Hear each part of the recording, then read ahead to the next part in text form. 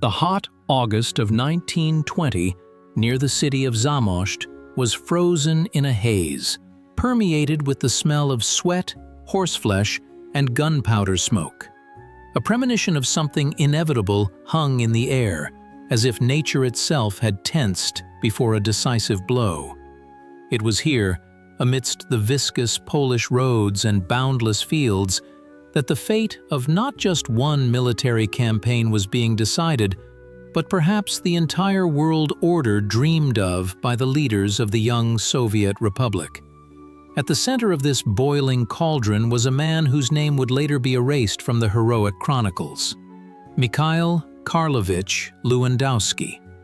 He peered into the horizon, where parts of the Polish legionaries were hidden behind a haze of dust, and understood that every order he gave was now being weighed in the scales of history. But he could not have known that 17 years later, these very events would become for him not a source of pride, but a death sentence, passed in the silence of Moscow offices.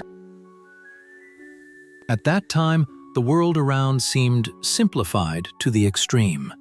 Black and white, us and them, triumph or complete oblivion. Mikhail Lewandowski was not a typical revolutionary protege who rose from the lowest ranks. Behind him stood the school of the old Imperial Army, education in a cadet corps, and the harsh tempering of the situation at the front. By mid-August 1920 became critical. The offensive on Warsaw, led by Tukhachevsky, began to falter due to stretched communications and a lack of coordination between fronts. At the same time, the 1st Cavalry Army received orders to move to aid, but logistics and the political ambitions of the commanders created chaos. Lewandowski, in the thick of events, saw operational plans turn to dust under the blows of Polish counterattacks. Near Zamość, units of the Red Army found themselves in a semi-encirclement. Enemy pressure increased by the hour, and ammunition and provisions were running out. At this moment, the commander faced an agonizing choice: to continue following the letter of an order that, under the changed circumstances, seemed suicidal, or to undertake a maneuver that could save the lives of thousands of fighters, but would look like a retreat. Polish troops acted decisively and cohesively, using their knowledge of the terrain and high morale. The Battle of Komarów, which became the largest cavalry battle of that time, showed that the legend of the invincibility of the Red Cavalrymen could be shattered. Lewandowski saw his regiments thinning under artillery fire and in saber clashes. Nervousness reigned in the headquarters.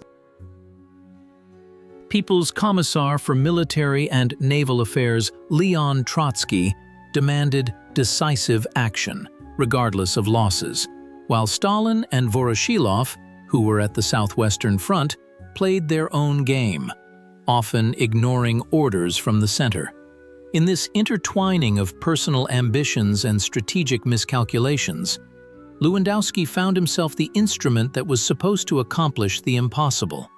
But when the ring near Zamość began to tighten, he made a decision to regroup, which would later be called, quote, zero in reports. This was not a flight in the classic sense of the word, when soldiers abandon weapons and, panic-stricken, leave their positions. It was an organized withdrawal, an attempt to break out of the trap to preserve the core of the army for future battles. However, for the high command seeking justification for the failures of the quote, _1, Lewandowski's actions became a convenient target. The impetuous Trotsky, upon learning that units near Zamość had not held their positions at all costs, flew into a rage. For him, it was not just a military defeat, but a personal insult to his strategy. Under conditions of revolutionary discipline, the line between tactical maneuver and betrayal was practically erased. Lewandowski's officer past, his gold-epauletted upbringing, was recalled, and the shadow of distrust fell heavily on his biography, a burden that would not disappear even after the end of the war. Mikhail Lewandowski's internal struggle in those days was no less intense than the battles on the fields of Poland. As a professional, he understood that he was fighting against an experienced and motivated enemy, while using a mass of people often driven only by fanaticism or fear. His duty as an officer commanded him to protect his subordinates, but his status as a military specialist in the Red Camp demanded unquestioning obedience to ideological dogmas. He saw how commissars, who did not understand the basics of tactics, interfered with operational command, creating confusion. This duality of his position created constant tension. Lewandowski realized that dozens of eyes were watching him closely, ready to see in every one of his gestures signs of secret sympathy for the enemy or unwillingness to serve the cause of the proletariat.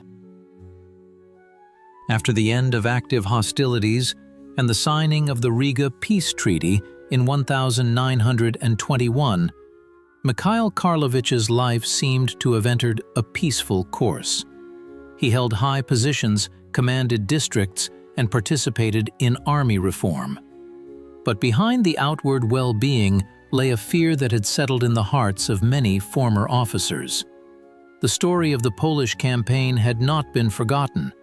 It smoldered in the archives, and the memory of those who considered the defeat near Warsaw a personal humiliation. Lewandowski continued to serve, received orders, and was part of the highest elite of Soviet military commanders. But the ghost of Zamość followed him closely. In conversations with colleagues, he tried to avoid details of that campaign, knowing how painful this topic remained for those who now were at the helm of the state. The ideological conflict of that era lay in the clash of two value systems. On one side, the old military school, based on calculation, logic, and tradition. On the other, the new revolutionary logic, where political expediency always stood above military rationality. For Lewandowski, the army was an instrument for defending the state, a complex mechanism requiring careful handling. For the leaders of the revolution, the army was the tip of a sword that could be broken if it was necessary to achieve a global goal. In this dispute, military specialists had no chance of victory. They were only temporary fellow travelers, tolerated as long as they were useful. As soon as the system grew stronger and trained its own personnel, the need for people with a past began to rapidly disappear. By the mid-1930s, the atmosphere in the country had changed beyond recognition. The era of discussions and relative freedom within the army environment was replaced by an epoch of universal suspicion.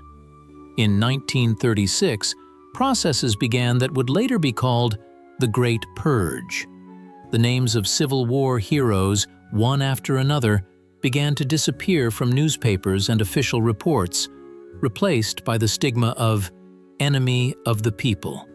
For Mikhail Levandovsky, who by that time was already a corps commander and commanded the troops of the Siberian Military District, the clouds began to gather rapidly. He began to be questioned about events 17 years prior, about his ties with Polish military personnel during World War I, about the motives of that very retreat near Zamość. The old grievances of Stalin and Voroshilov over the failure in the Polish campaign, which they had carried within themselves for decades, transformed into concrete accusations. The investigation into Lewandowski's case was built on the absurd assertion of the existence of a certain underscore, quote, _1, underscore, within the Red Army. He was accused of allegedly being an agent of Pilsudski and deliberately sabotaging the actions of the 1st Cavalry Army in 1920 to open a path for the enemy. What was then recognized as a forced measure in the conditions of heavy fighting was now presented as a coldly planned act of betrayal. Investigators demanded confessions of ties with the Polish military organization. The paradox of the situation was that a man who had shed blood in battles with the Poles was now called their loyal servant. But in the logic of 1937, truth did not matter. Only the system's readiness to destroy anyone who had authority and their own opinion was important. Interrogations lasted for weeks. Methods of psychological and physical pressure were used, aimed at breaking the will of a strong and strong-willed man. Lewandowski, accustomed to the hardships of marching life, resisted for a long time, refusing to sign false protocols. But the system was perfected. Before him, confessions of his friends and comrades who had already broken under torture were unfolded. He was instilled with the idea that his persistence only worsened the situation of his family. Ultimately, exhausted and driven to despair, the Corps commander signed the document that meant the end of his life's journey. In this document, he admitted to being a participant in a military fascist conspiracy and a spy for foreign intelligence services. This was a complete crushing of the personality, which the regime required to legitimize mass repressions. The final period was put on February 23, 1938. On the day when the entire country celebrated the 20th anniversary of the creation of the Red Army, the man who stood at its origins and commanded its fronts ended his days in the Lubyanka basements. It was a symbolic and cynical conclusion.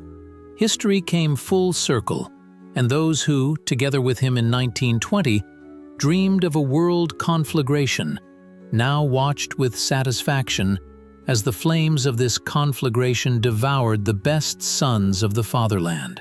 Revenge for the defeat at Zamość was accomplished many years later, taking the form of a legal farce and a secret verdict. The 1st Cavalry Army, whose prestige was so dear to Stalin, received a peculiar compensation in the form of the blood of those who saw its weaknesses and mistakes. The culmination of this tragedy lies not only in the personal demise of Mikhail Levandovsky, but also in the enormous damage inflicted on the country's defense capabilities on the eve of an even more terrible war. By destroying experienced commanders who had been through the fire of the First World and Civil Wars, the state leadership single-handedly blinded the army. In place of men of Lewandowski's stature came those who knew only how to unquestioningly obey orders and loudly pronounce slogans. The experience, paid for with the blood of thousands of soldiers in the Polish campaign, was discarded and declared harmful. When, a few years later, a new, even more merciless enemy stepped onto the country's territory, the army had to relearn, under incredibly difficult conditions, what Lewandowski and his colleagues knew and were capable of back in the 1920s. Today, looking back at the events of a century ago, we can see in the history of Mikhail Levandovsky a universal lesson on how dangerous it is to turn military history into a tool of political revenge. When the personal ambitions of leaders become more important than objective truth, when professionalism is sacrificed for ideological loyalty, catastrophe becomes only a matter of time.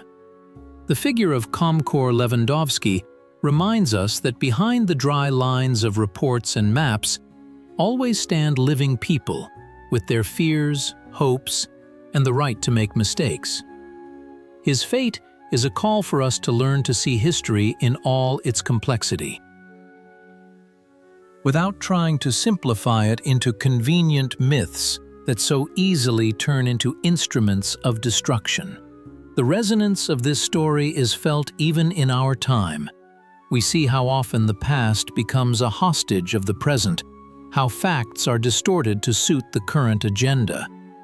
Lewandowski's example teaches us to be critical of any official versions that try to divide people into absolute heroes and absolute traitors. In reality, everything is much more complex and tragic. A person who honestly performed his duty can become a victim of the system he himself helped to build. This is a reminder of the fragility of human life in the face of a state machine devoid of moral guidelines and driven only by the thirst for power and the preservation of its own mythologized image. Mikhail Levandovsky vanished into oblivion, but his story remains in archival dust and in the memory of those who seek to understand the true causes of the tragedies of the 20th century.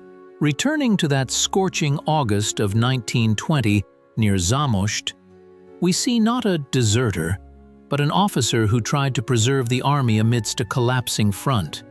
We see a man who, until his last breath, remained true to his profession, despite the fact that the era itself demanded he be someone else. In the silence of the fields, where once sabers clashed and cannons roared, peace now reigns. But this peace is deceptive if we forget about those whose lives were sacrificed on the altar of unattainable ideas and the personal grievances of the powerful. Ultimately, history is not just a list of dates and battles. It is, first and foremost, the story of the human soul in extreme circumstances.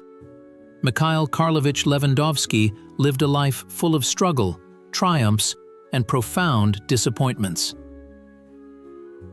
His path from cadet of the Imperial Army to corps commander, who ended his life in '38, is a cross-section of our country's entire history during that turbulent period. And our task is not merely to know his name, but to understand the mechanisms that led him to such an end.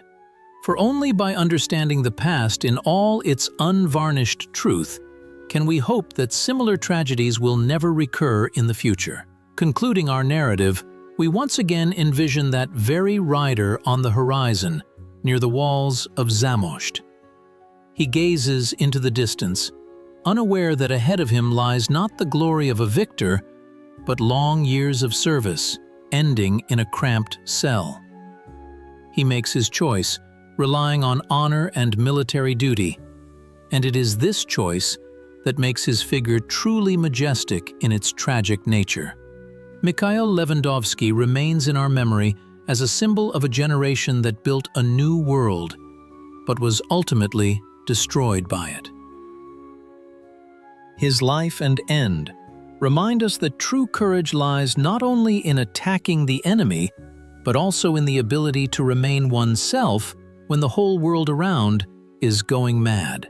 Perhaps it is precisely now, as we again seek answers to complex historical questions, that we should remember this forgotten corps commander. His fate is a mirror, reflecting all the contradictions, pains, and hopes of a great and terrible era. And as long as we remember such people, their sacrifice was not in vain, for they continue to speak to us across the decades, calling for wisdom, compassion, and an honest look at our own past.